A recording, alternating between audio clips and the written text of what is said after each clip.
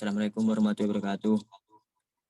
Saya Muhammad Zaki Kufron, NPM 190, 320, 192. Saya sebagai praktikan Lab Sistem Informasi Manajemen, kelompok 35. Di sini saya akan menjelaskan tentang modul 1 yang materinya adalah ERT, CDM, PDM, dan database. Bab 1, pendahuluan. Latar belakang. Sistem informasi manajemen adalah studi tentang komputer dan komputasi dalam lingkungan bisnis. Ilmu komputer berfokus pada mesin, sementara sistem informasi atau sistem informasi manajemen berfokus pada bagaimana IT dapat mendukung strategi dan operasi organisasi. Konsep ini mencakup apa yang dapat dilakukan komputer dalam bidang ini, bagaimana orang memproses informasi, dan cara terbaik untuk membuat dapat diakses dan selalu mendapatkan informasi yang up to date. ERT, Entity Relationship Data Model, merupakan suatu model untuk menjelaskan hubungan antara data dalam basis data berdasarkan objek-objek dasar data yang mempunyai hubungan antar relasi. CDM, Conceptual Data Model, adalah suatu model yang menggambarkan detail struktur basis data dalam bentuk logik. Struktur ini tertentu yang digunakan dalam aplikasi ini. PDM, Physical Data Model, merupakan gambaran detail basis data dalam bentuk fisik. Penggambaran rancangan PDM memperlihatkan struktur menyimpan data yang benar pada basis data dalam bentuk fisik. Dalam kehidupan sehari-hari, sering kita menemukan permasalahan yang dalamnya membutuhkan solusi dalam mengatasi persoalan. Misal saja permasalahan penyewaan kaset, yang mana kita dapat mengetahui entitas dan atribut-atribut di dalamnya, serta relasi yang terdapat pada permasalahan tersebut.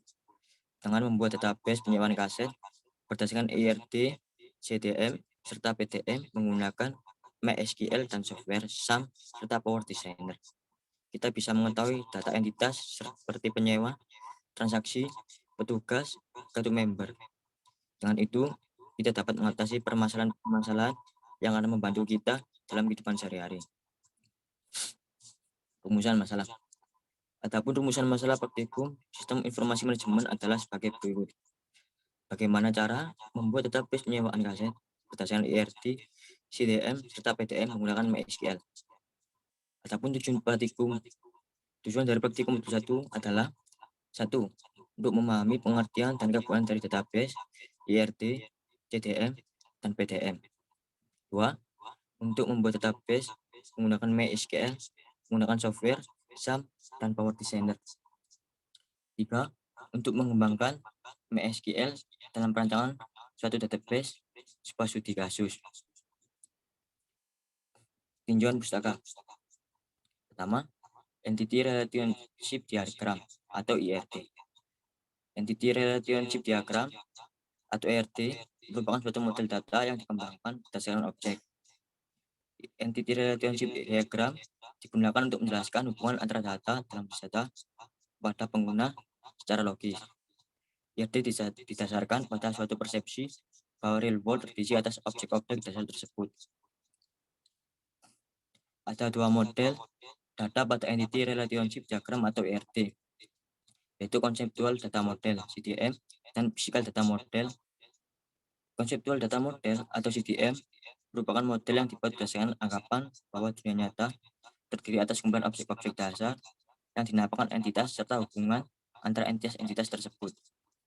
Sedangkan Physical Data Model atau PDM merupakan model yang menggunakan sejumlah tabel untuk menggambarkan data dan hubungan antara data-data dalam tabel tersebut. Setiap tabel mempunyai jumlah kolom, dan setiap kolom memiliki nama yang unik. Pada dasarnya, ada 3 komponen yang digunakan dalam ERD, yaitu entitas, atribut, dan relasi. Ini adalah simbol. Simbol ini berarti entitas, yaitu kumpulan dari objek yang terdapat diidentifikasi secara unik. Simbol ini berarti relasi, yaitu hubungan yang terjadi antara salah satu atau lebih entitas, jenis hubungan antara lain one to many, dan many to many. Simbol ini menjelaskan atribut, yaitu karakteristik dari entitas atau relasi yang merupakan penjelasan detail tentang entitas. Simbol ini menjelaskan hubungan antara entitas dengan atributnya dan himpunan entitas dengan himpunan relasinya. Cara membuat Entity Relationship Diagram atau IRD. Pertama, identifikasi entitas. Langkah pertama dalam membuat IRD adalah mengidentifikasi semua entitas yang akan kamu gunakan. Tulislah dalam sebuah persegi panjang dengan deskripsi singkat tentang informasi apa yang akan disimpan. Gambarlah sebuah persegi untuk setiap entitas yang terpikirkan olehmu. Jangan lupa berikan space di sekitar kotak untuk informasi lainnya nanti. Yang kedua, identifikasi dan deskripsikan cara relasi entitas. Cari dua entitas yang sekiranya mempunyai hubungan. Jika sudah ditemukan, buatlah garis yang menghubungkan keduanya. Selanjutnya, bagaimanakah kedua entitas tersebut berhubungan?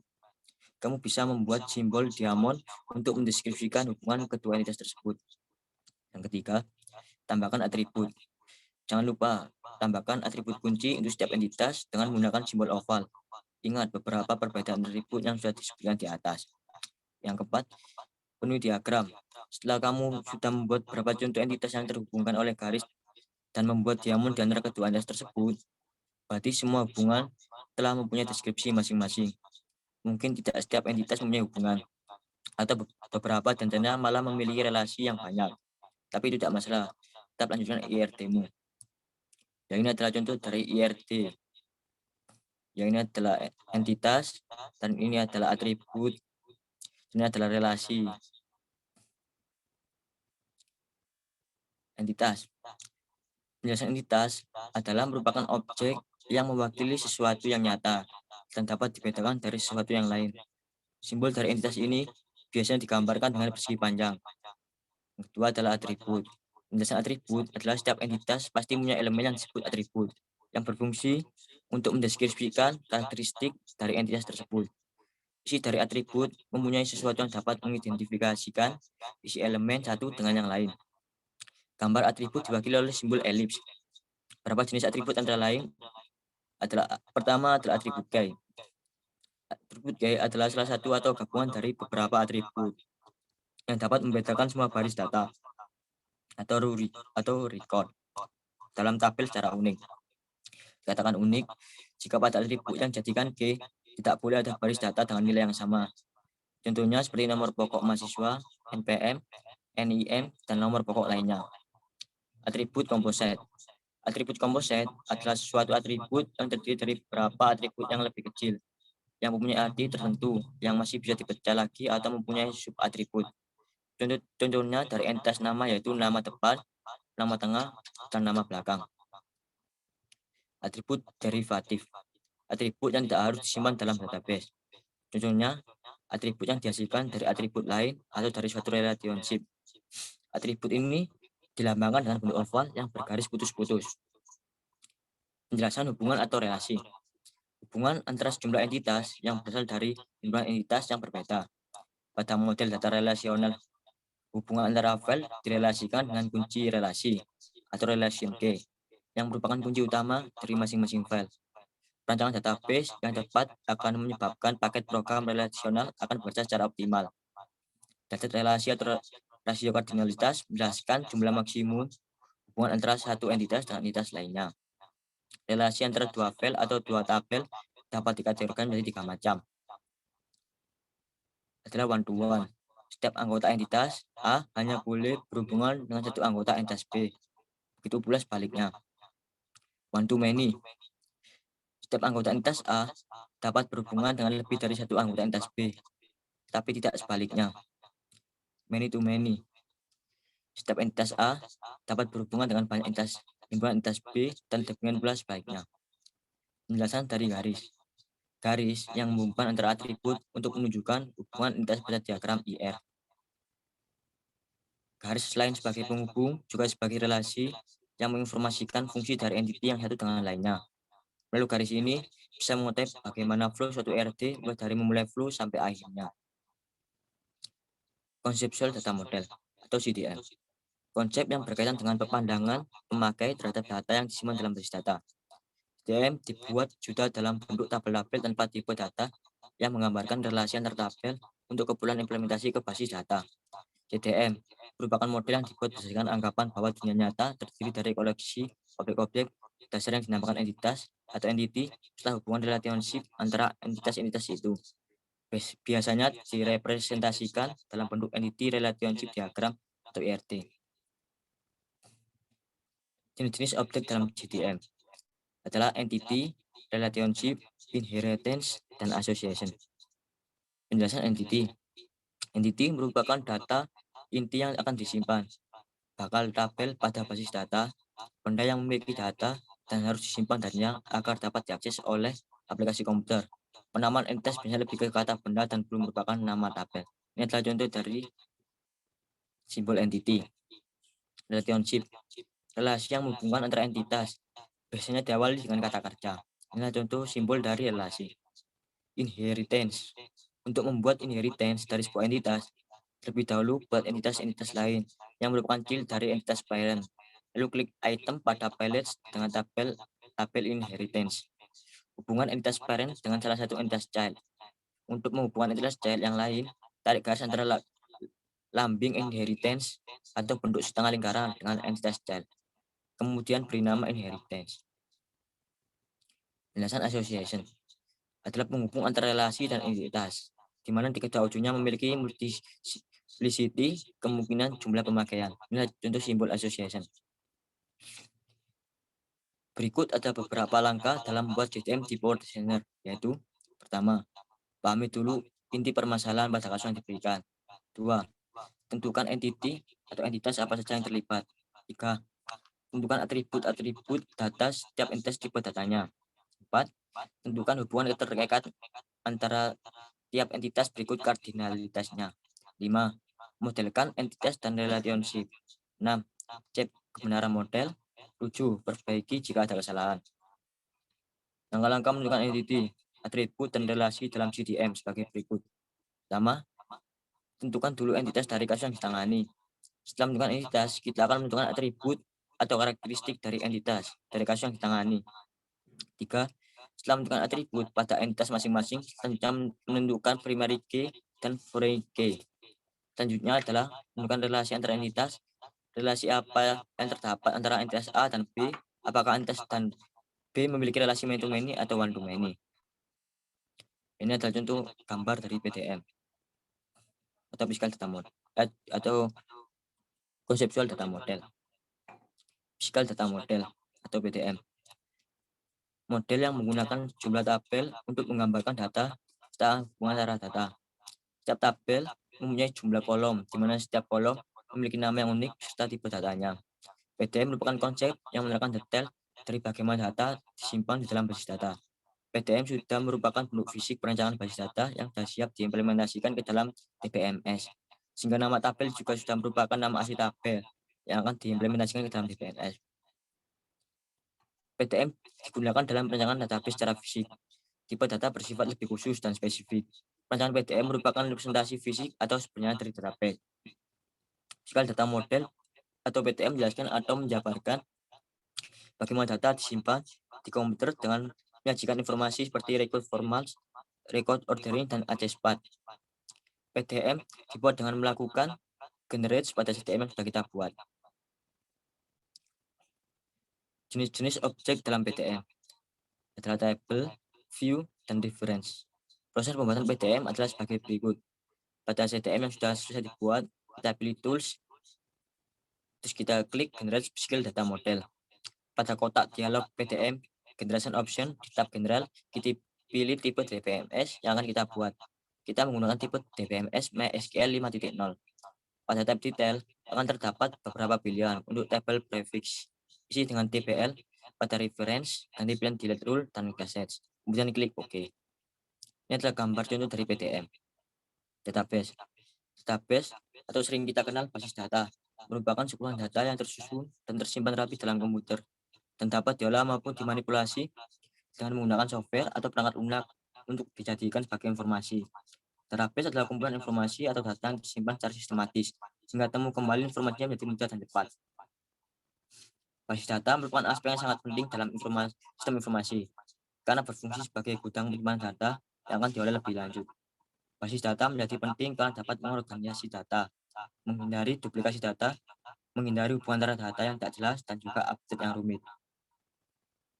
Menurut ANSI atau SPARC, arsitektur basis data terbagi atas 3 level, yaitu pertama, internal atau physical level, yang dapat direpresentasikan dengan PTM, berhubungan dengan bagaimana data disimpan secara fisik atau physical storage. Yang kedua, eksternal atau view level, berhubungan dengan bagaimana data direpresentasikan dari sisi setiap user.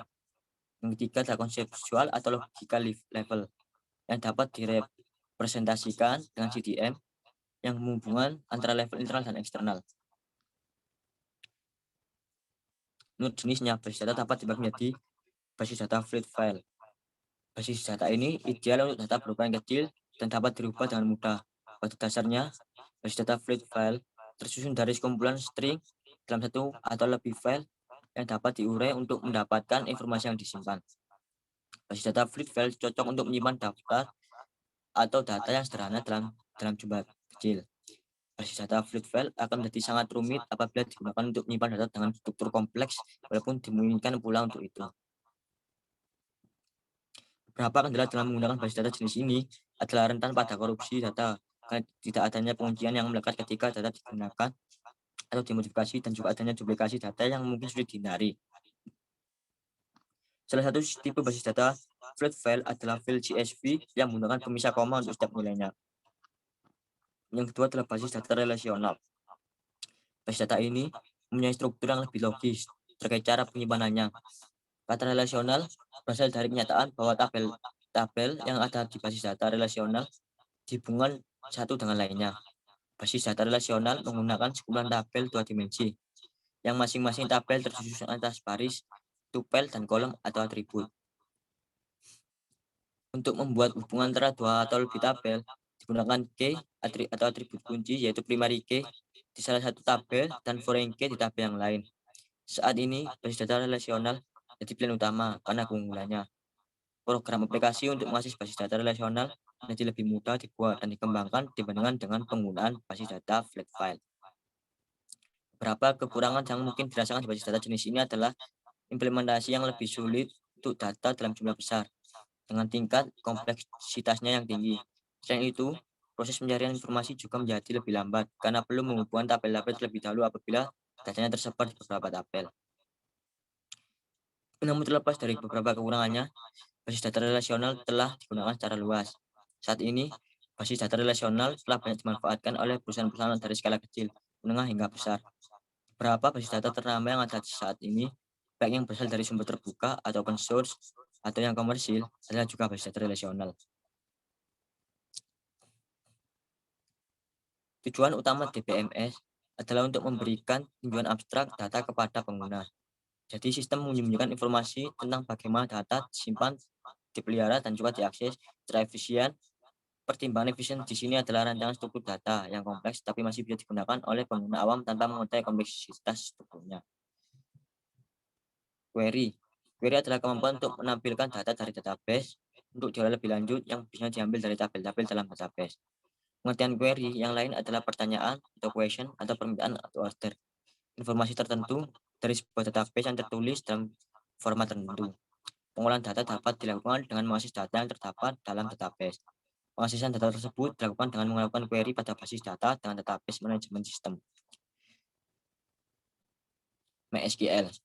MySQL adalah sebuah database management system atau manajemen basis data. Menggunakan perintah dasar SQL atau struktur query language yang cukup terkenal. Database Management System (DBMS) MySQL multi pengguna dan multi alur ini sudah dipakai lebih dari 6 juta pengguna di seluruh dunia. MySQL masuk ke dalam jenis RDBMS atau Relational Database Management System. Maka dari itu, istilah semacam baris, kolom, tabel dipakai pada MySQL. Contohnya di dalam MySQL, sebuah database terdapat satu atau beberapa tabel. Penggunaan MySQL sebagai basis data, utama untuk aplikasi web sering dipadukan dengan PHP. Sebagai bahasa skrip berorientasi objek, MySQL adalah salah satu komponen yang penting dari Web Service Solution Stack (LAMP). Linux, Apache, MySQL, dan PHP. Yaitu platform pengembangan web sumber terbuka, di mana Linux sebagai sistem operasi, Apache sebagai web server, MySQL sebagai basis data, dan PHP sebagai bahasa script. Meskipun menjadi database yang cukup populer, MySQL tentunya mempunyai beberapa kelebihan dan kekurangan dibandingkan dengan database server lainnya. Salah satu kekurangan MySQL adalah performanya turun di saat beberapa database manajemen sistem mampu bekerja baik pada pengelolaan database yang besar. Adapun kelebihan dan kekurangan MySQL lain diantaranya kelebihan dari MySQL. Yang pertama, mendukung integrasi dengan bahasa pemrograman lain, website atau perangkat lunak. Terkadang dikembangkan dengan menggunakan berbagai macam bahasa pemrograman. Jadi, Anda tidak perlu khawatir jika menggunakan MySQL. Maka dari itu, MySQL bisa membantu Anda untuk mengembangkan perangkat lunak yang lebih efektif dan tentu saja lebih mudah dengan integrasi antara bahasa pemrograman. Yang kedua, tidak membutuhkan RAM besar. MySQL dapat dipasang pada server dengan spesifikasi kecil. Jadi tidak perlu khawatir jika hanya mempunyai server dengan kapasitas 1 GB, karena masih bisa menggunakan MySQL sebagai database. Yang ketiga, mendukung multi-user. MySQL dapat dipakai oleh beberapa user dalam waktu bersamaan tanpa membuatnya crash atau berhenti bekerja. Ini dapat dimanfaatkan ketika mengerjakan proyek yang sifatnya tim, sehingga seluruh tim dapat bekerja dalam waktu bersamaan tanpa harus menunggu user lain selesai. Yang keempat, bersifat open source. MySQL adalah sistem manajemen database gratis. Meskipun gratis, bukan berarti database ini mempunyai kinerja buruk. Apalagi lisensi gratis yang dipakai oleh GPL di bawah pengelolaan Oracle, sehingga kualitasnya termasuk baik.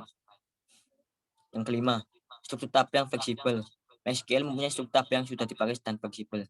Contohnya set MySQL memproses alter tabel dan lain sebagainya. Jika dibandingkan dengan database lain seperti Oracle dan PostgreSQL, MySQL tergolong lebih mudah. Yang keenam, tipe data yang bervariasi. Kelebihan lain dari MySQL adalah mendukung berbagai macam data yang bisa digunakan di MySQL. Contohnya float, integer, date, char, text, timestamp, double, dan lain sebagainya. Jadi manajemen database sistem ini sangat membantu untuk mengembangkan perangkat lunak yang berguna untuk pengelolaan database di server. Yang ketujuh, keamanan yang terjamin. Open source bukan berarti MySQL menyediakan keamanan yang buruk. Malah sebaliknya, MySQL mempunyai fitur keamanan yang cukup baik. Ada beberapa lapisan keamanan yang diterapkan oleh MySQL, seperti level nama host dan subnet mask. Selain itu, MySQL juga dapat mengatur hak asasi user dengan ekskripsi kata sandi tingkat tinggi. Adapun kekurangan dari MySQL, yang pertama, kurang cocok untuk aplikasi game dan mobile. Jika ingin mengembangkan aplikasi game atau perangkat mobile, ada baiknya jika mempertimbangkan lagi jika ingin menggunakan MySQL. Kebanyakan pengembang game maupun aplikasi mobile tidak menggunakannya karena memang database manajemen sistem ini masih kurang bagus dipakai untuk sistem aplikasi tersebut. Yang kedua, sulit mengelola database yang besar. Jika ingin mengembangkan aplikasi atau sistem di perusahaan dengan database yang cukup besar, ada baiknya jika menggunakan database manajemen sistem selain MySQL. MySQL dikembangkan supaya ramah dengan perangkat yang mempunyai spesifikasi rendah. Itulah mengapa MySQL tidak memiliki fitur yang lengkap seperti aplikasi lainnya. Yang ketiga, technical support yang kurang bagus. Sifatnya yang open source terkadang membuat aplikasi tidak menyediakan technical support yang memadai. Technical support MySQL diklaim kurang bagus. Hal ini membuat pengguna kesulitan, apalagi jika pengguna mengalami masalah yang berhubungan dengan pengoperasian perangkat lunak tersebut dan membutuhkan bantuan technical support. SQL merupakan bahasa pemrograman yang dapat merelasikan antara beberapa tabel dan database ataupun antar database. Ada 3 bentuk SQL yang perlu diketahui, yaitu Data Definition List atau DDL, Data Manipulation List atau DML, dan Data Control Language atau DCL. Data Definition Language atau DDL. DDL berguna pada saat mendefinisikan data di dalam database. Terdapat beberapa query yang dikelompokkan ke dalam DDL, yaitu create dipakai untuk membuat tabel dan database, drop dipakai untuk menghapus database dan tabel, dipakai juga untuk mengubah struktur tabel yang ada. Alter dapat mengganti field menggunakan perintah change, menambahkan field menggunakan perintah add, atau menghapus field menggunakan perintah drop, dan mengubah namanya menggunakan perintah rename. Data Manipulation Language atau DML. DML dapat dipakai setelah menjalankan perintah DDL. DML berfungsi untuk memanipulasi, mengubah, atau mengganti isi dari database yang sudah ada. Terdapat beberapa perintah DML, yaitu insert, dipakai untuk memasukkan data ke dalam tabel pada database. Update dipakai untuk mengubah data yang ada di dalam tabel pada database. Delete dipakai untuk menghapus data di dalam tabel pada database. Data control language. Jika sudah punya user dan ingin mengatur hak akses masing-masing user, baiknya memahami berbagai macam jenis DCL dan cara penggunaan DCL. Berguna untuk memberikan hak akses database, mendefinisikan space, mengalokasikan space, dan melakukan audit penggunaan database. Terdapat beberapa perintah DCL, yaitu grant, dipakai untuk memberikan izin kepada user untuk mengakses database. Revoke dipakai untuk membatalkan izin user untuk mengakses database. Commit dipakai untuk menetapkan penyimpanan pada database. Rollback dipakai untuk membatalkan penyimpanan pada database. Database Management System atau DBSM. Pengertian database menurut Jogianto dalam buku analisis dan desain tahun 2005 adalah merupakan kumpulan data yang saling berhubungan satu dengan yang lainnya, tersimpan di simpanan luar komputer dan digunakan perangkat lunak tertentu untuk memanipulasinya. Database juga merupakan salah satu komponen yang penting di sistem informasi karena berfungsi sebagai penyediaan informasi bagi para pemakainya. Tahun bulan 2018.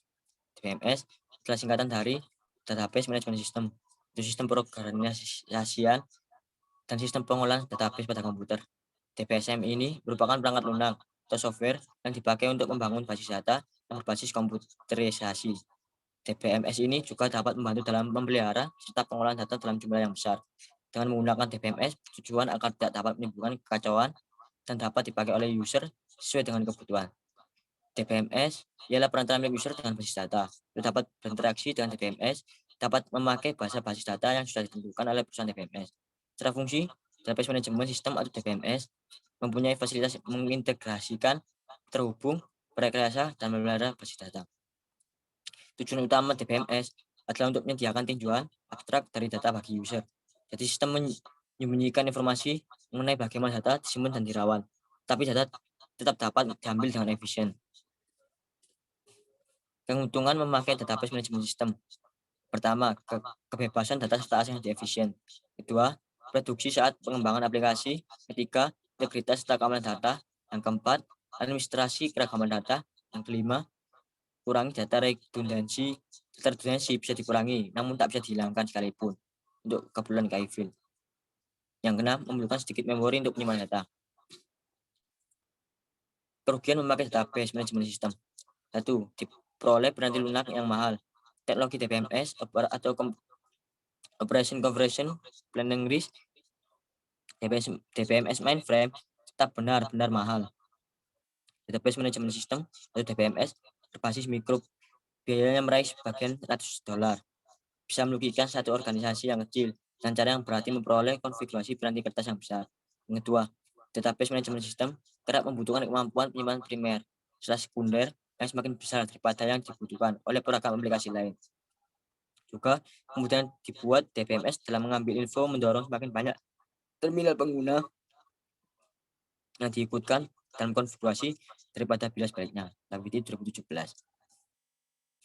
Adapun langkah-langkah pengerjaan. Tentukan IRT dan CTM studi kasus persiapan kaset, lalu ubah CTM dalam bentuk PTM.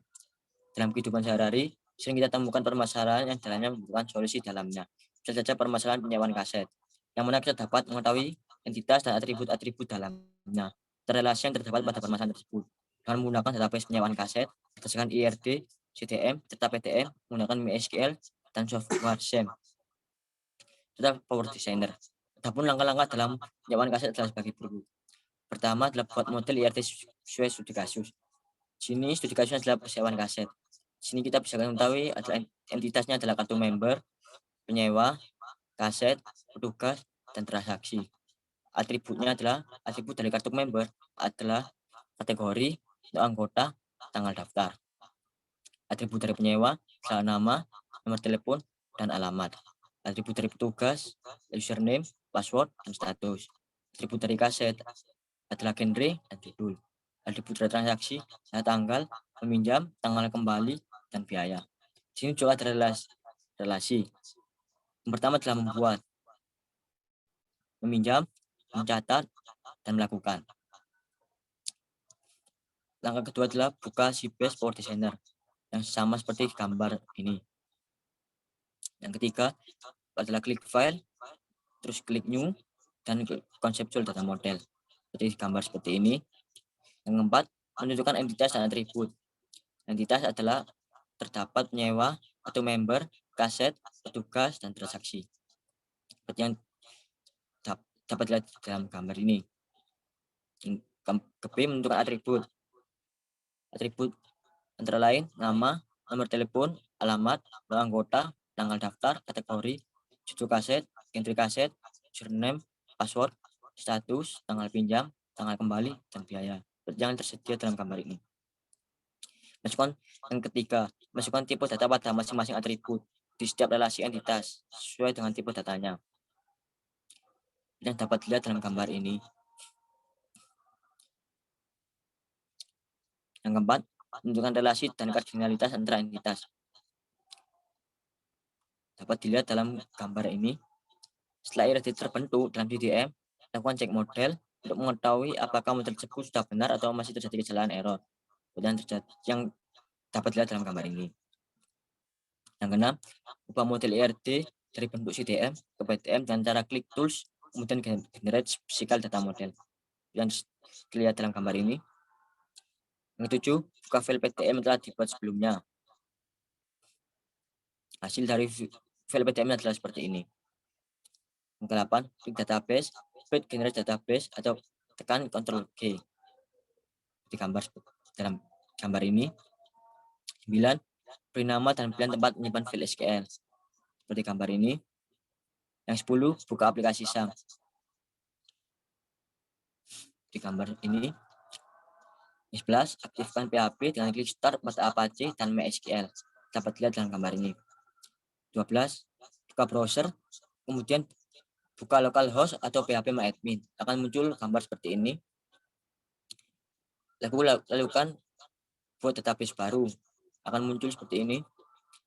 Klik import, kemudian pilih file SQL yang sudah di-generate tadi, klik go di gambar ini. Setelah berhasil, modifikasi database tersebut dengan menggunakan DDL dan DML cukup insert dan delete. Dan cara mengetikkan query pada tab SQL.